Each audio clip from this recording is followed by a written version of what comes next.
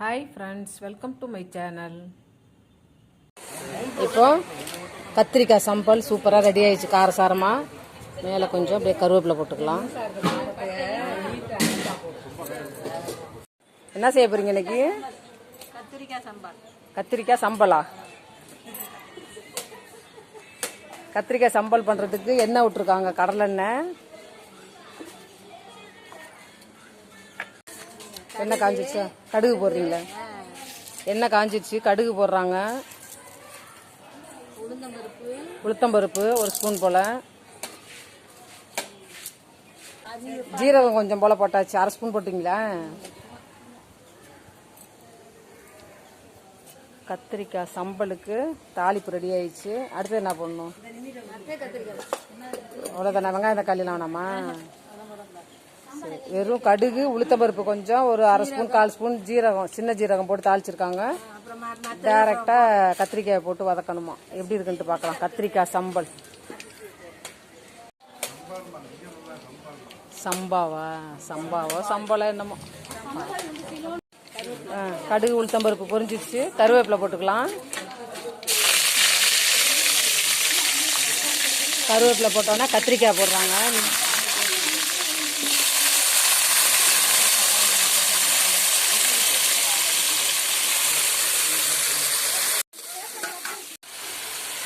கத்திரிக்காய் நல்லா எண்ணெயிலே நல்லா வதக்கணுமா? நல்லா வதக்கி எடுத்துக்கலாம். அப்படியே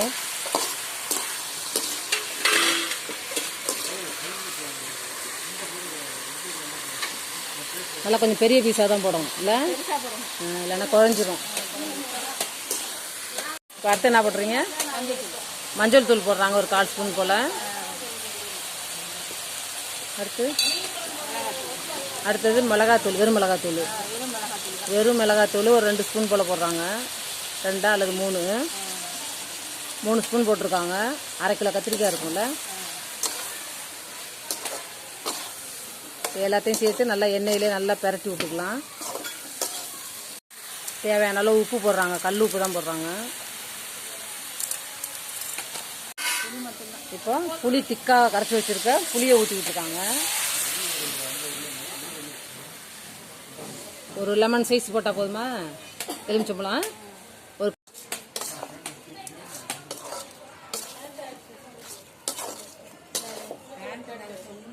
நல்லா பார்க்கும்போதே நல்லா வாய் ஊறுது பாருங்க.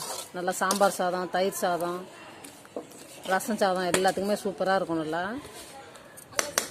லேசாக ஒரு கை அளவுக்கு தண்ணி தெளிச்சுக்கலாம். அப்படியே இப்போ கத்திரிக்காய் நல்லா வெந்துருச்சு, எண்ணெயிலே நல்லா வதக்கியாச்சு. கொஞ்சமாக வெல்லம் போடுறாங்க.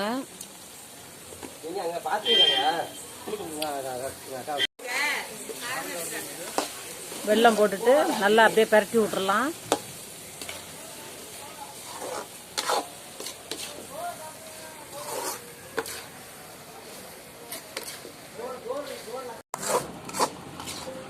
கத்திரிக்காய் சம்பல் சூப்பராக காரசாரமாக ரெடி ஆயிடுச்சு பாருங்க.